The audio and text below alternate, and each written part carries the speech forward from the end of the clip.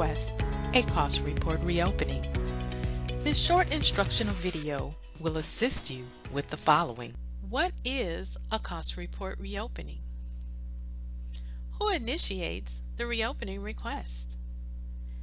In what time frame can a reopening be initiated? What should be included with a provider-initiated reopening request, and where should the reopening request be submitted? What is a cost report reopening? A cost report reopening consists of a re-examination of a cost report for which a final determination has been made. Such action may be taken when new and material evidence has been submitted, a clear and obvious error was made, or the original determination is found to be inconsistent with the law, regulations and rulings, or general instructions. Who initiates the reopening request?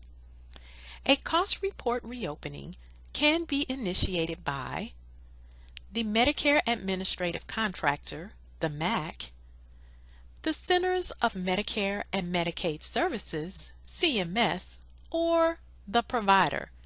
If the request is being made by the provider's representative, a representation letter from the provider must accompany the reopening request. In what time frame can a reopening be initiated?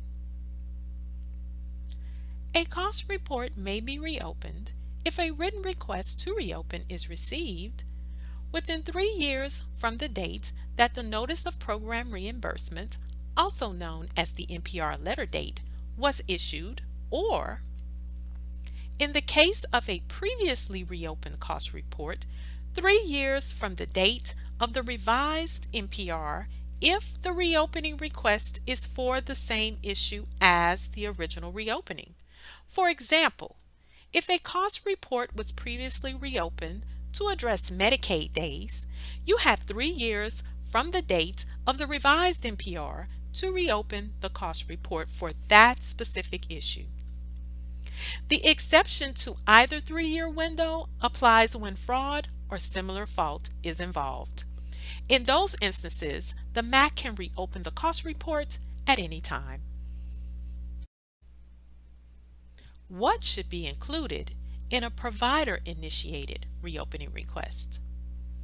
A complete reopening request should include all the supporting documentation necessary to substantiate the request. The following must be included: provider name, provider number, and the fiscal year end of the cost report to be reopened, the NPR date, or in the case of a previously reopened cost report, the revised NPR date, a detail of the reopening issues, and related audit adjustment report numbers if applicable.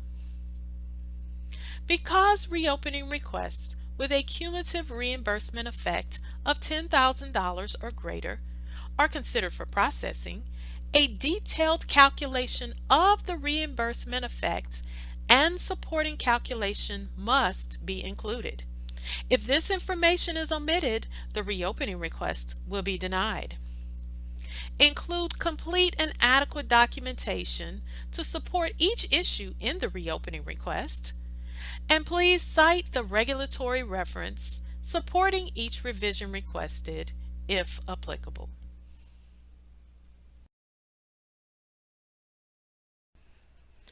Where should the reopening request be submitted? Reopening requests should be mailed to the attention of the Director of Provider Audit and Reimbursement or submitted via the Novitas portal. Please note that reopening requests should not be submitted via email or fax. For more information regarding cost report reopenings, refer to the cited references of the Code of Federal Regulations and Chapter 29 of Part 1 of the Provider Reimbursement Manual. Should you have any questions about reopening requests or the reopening process, contact us via email at reopenings@novitas-solutions.com. Thanks for watching.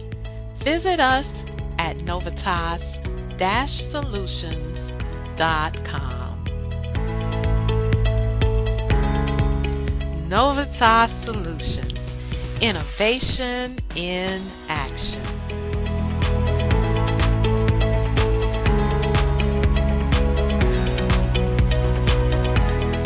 This video is intended as a summary for informational purposes only and is not a replacement for reviewing written laws, regulations, and other official interpretive materials.